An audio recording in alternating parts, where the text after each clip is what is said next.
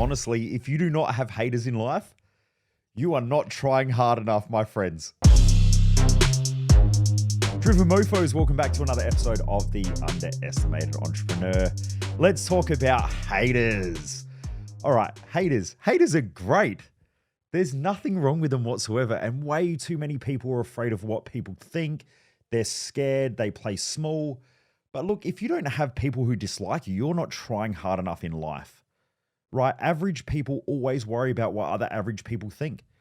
Do you know, when I'm crushing it in life, when I'm out there and I'm kicking massive goals, the people who get it are awesome. They're the first people who reach out. Like when I'm going hard on social media, I get all the haters and they're like, I don't like your content. I don't like your tone. I don't like the way you swear. I don't like how you don't swear enough. I don't like your haircut. By the way, you got a shit face. Like they're just always saying something like about something. Why? Because they're focusing on me, not their own shitty existence, right? If they were crushing it in life, they would be focused on their own thing. I very rarely comment on anyone's stuff, very rarely on any social media platform, unless they're doing great things. Anyone in our community, like anyone who's part of Business Odyssey, I did it this morning. I woke up, a couple of the guys that I spoke to about upping their social media game and upping their stories, I noticed that they've been posting a lot more lately. So I get in there, I like their stuff, I give them some feedback and go, hey, this is looking really awesome. Maybe just tweak this, but look, keep going. You're doing an awesome job. Why do I do that? Because I want to celebrate people's wins.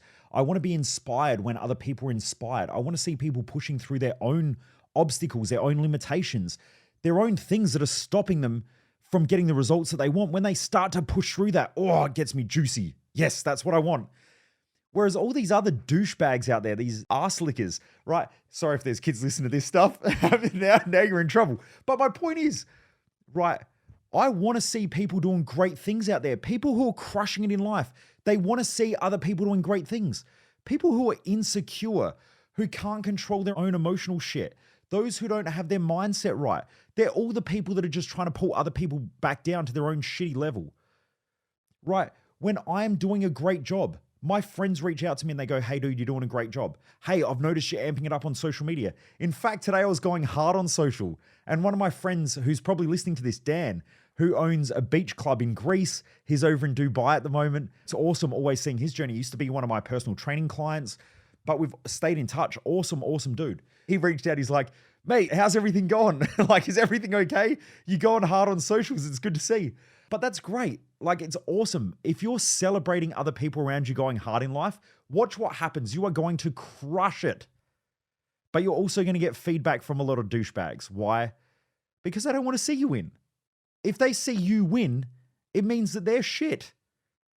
Right? That's really what it comes down to. Insecure people want to see you lose because it makes them feel better. They're the first people who point out your failures.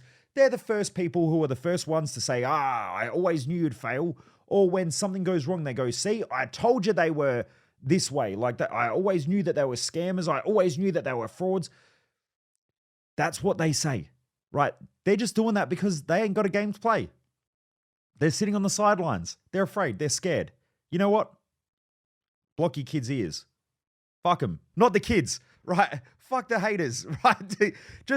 They're useless. They're just here for our entertainment. I love the haters. I always go to their social media and you have a look. It's fucking Darren here. Darren's 55 years of age. Every one of his Facebook posts is the same. It's always an article from a current affair.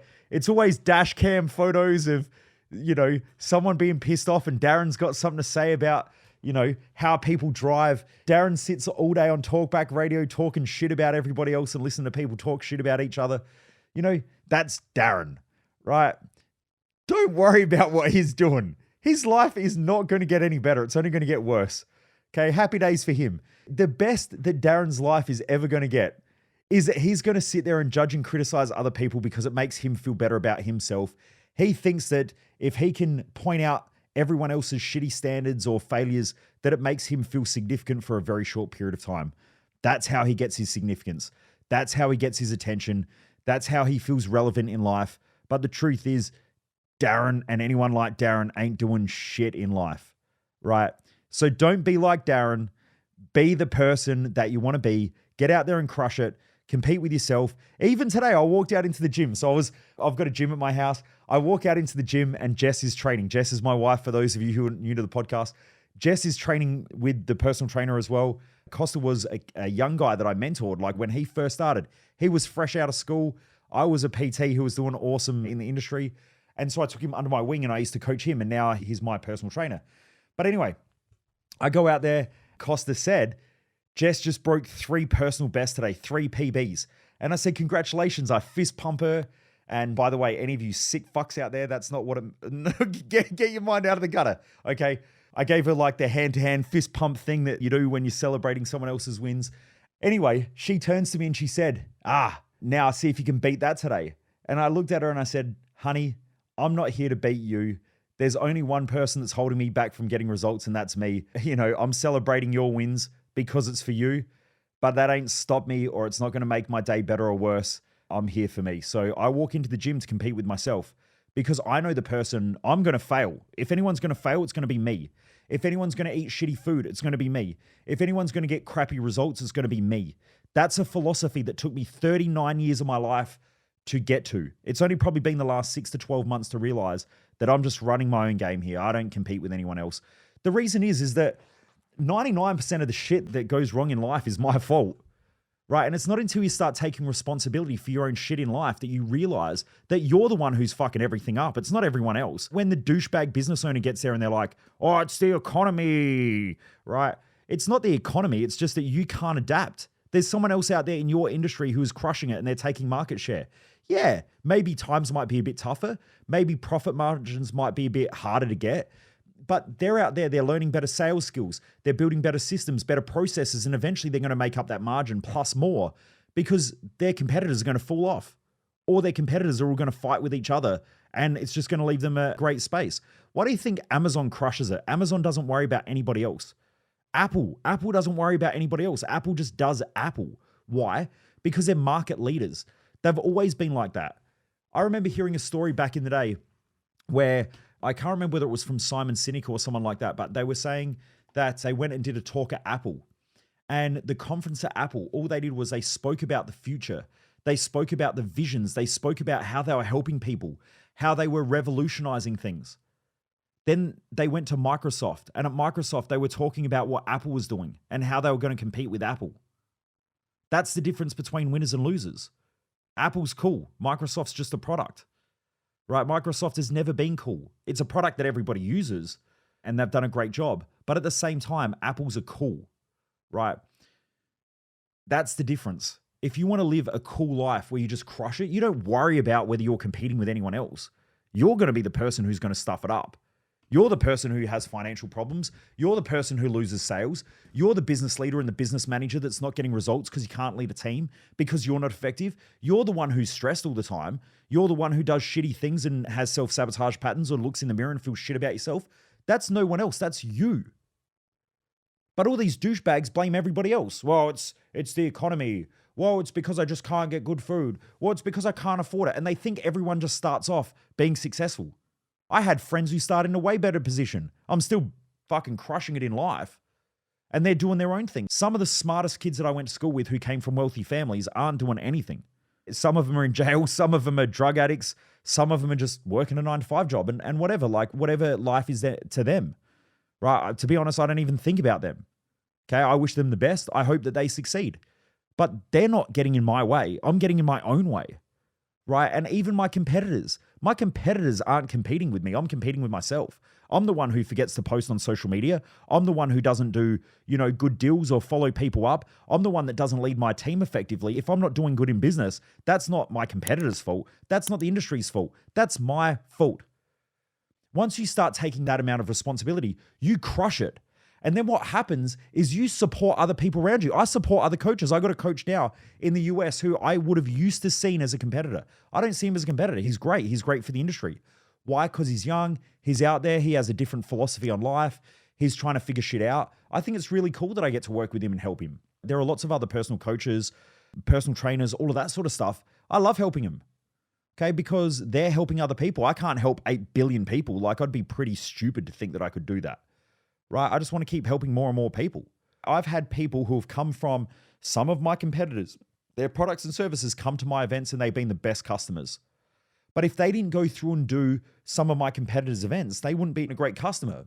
I've also had people who have come fresh to me and they're not the best customers because they haven't been through other people's products and services, so they don't realize what's out there. Sometimes you've just got to have people who work with other people in the industry to figure out what's good, what's not good. And also, I work with a lot of people who do our products, and I refer them to some of the competitors in my industry because they're also extremely gifted at what they do. And I know that if one of our customers or one of our community members has something that they're trying to achieve, and I can help them go to a competitor, learn something from them, I know that they'll be back or they'll be a raving fan. Like, my competitors are running in their own lane as well. I'm extremely, extremely good at accountability.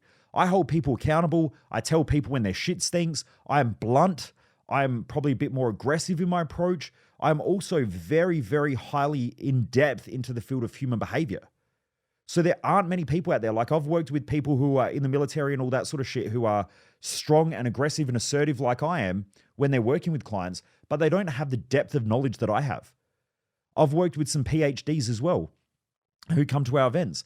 They might have a really in-depth amount of knowledge, but they just don't have the ability to hold people accountable. So the world needs all these different types of people for different people at different stages of their life, and that's fine. Okay, so please understand that you're only competing with you. When it comes to the trolls though, once you realize that, you laugh at the trolls because you realize that they are just fucking up their own life. They're their biggest problem, not you. So you don't have to adapt your behavior. You don't have to bitch and moan about all the hate that you're getting online and all the crap. Like, it doesn't matter. Don't even worry about it. Just do your thing, stay in your lane, you'll crush it. Okay, believe me, that's what will happen. And if not, get in our community, start getting into some of the deeper work that I do. See what happens. You'll start blitzing it, especially if you ever come and do my Thrive Time event. Those tools that you learn, especially around mental performance, mental clarity, holding yourself accountable, and setting high standards for your life, you will absolutely blitz it, right? In a couple of months, you'll start noticing a big difference. And within 3, 4, 5, 10 years, you'll look back and just go, what the fuck? You'll be a completely different person. You'll be out of the stratosphere. You'll be in a different game, right? How do I know that? Because I have done it, right? You got to remember, I was suicidal at 15. At 19, I had no idea what I wanted to do with my life. 2021, my best friend's 3-year-old niece was killed in a car accident.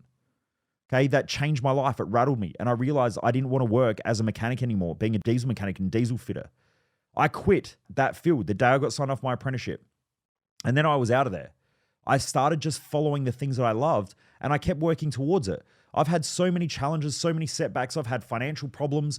I've had chaos. I've had relationship breakdowns. I've had all the shit that most people go through, right? It's just part of life, and it just teaches you about yourself.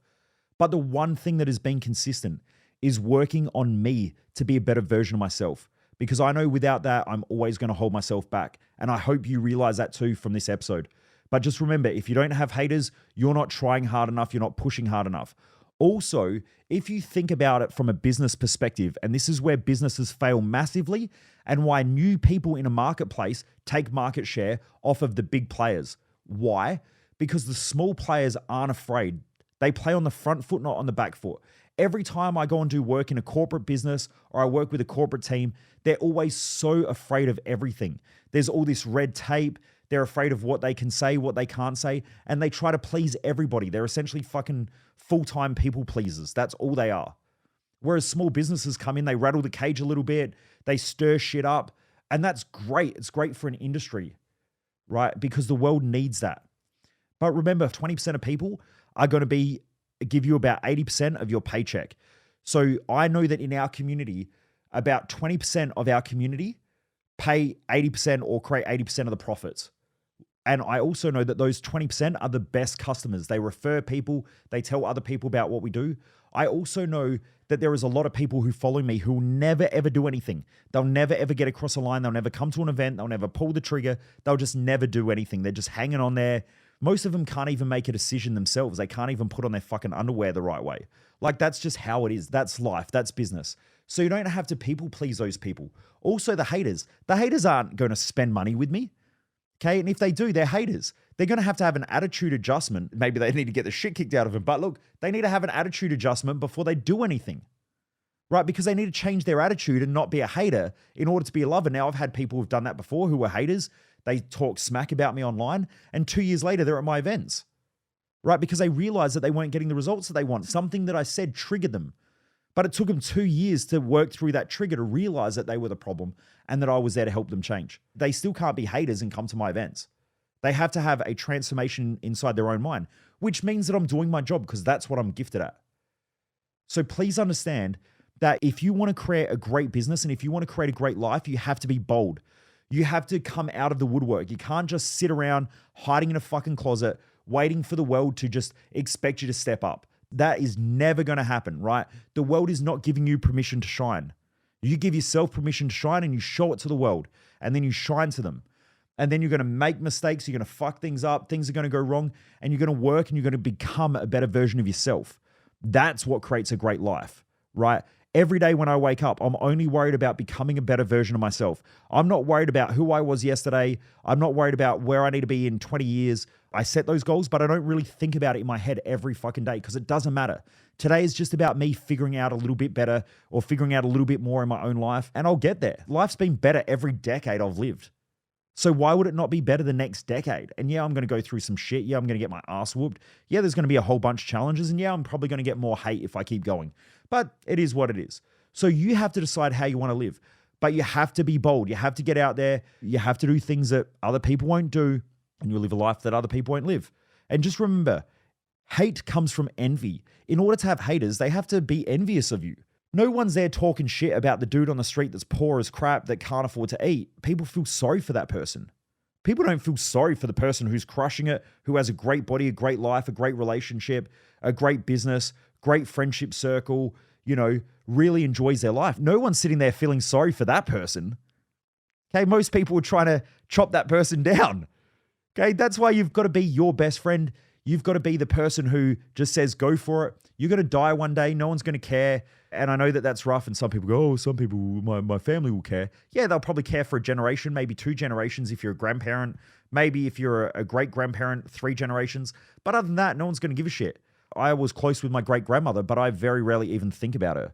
I think about her every now and again. My grandmother, I was really close with, but I think about her maybe every week, every 2 weeks. Other than that, not really too much. After the next generation, there's nothing there to think about. It's gone. So genetically, she's with me. But other than that, gone. So you have to live the life that you want to live because it's fading away. Get out there. Don't worry about the hate. Just get out there, crush it, do what you need to do, create the life that you want to live. If you want to know how to do that, get in touch with me. Come and do our Thrive Time event. You'll be out there. You'll crush it, especially once we build your success map. Anyway, Driven Mofos, have a great day. Keep kicking ass and don't let the haters define your life. Most people waste their life, and I just don't want you to be one of them.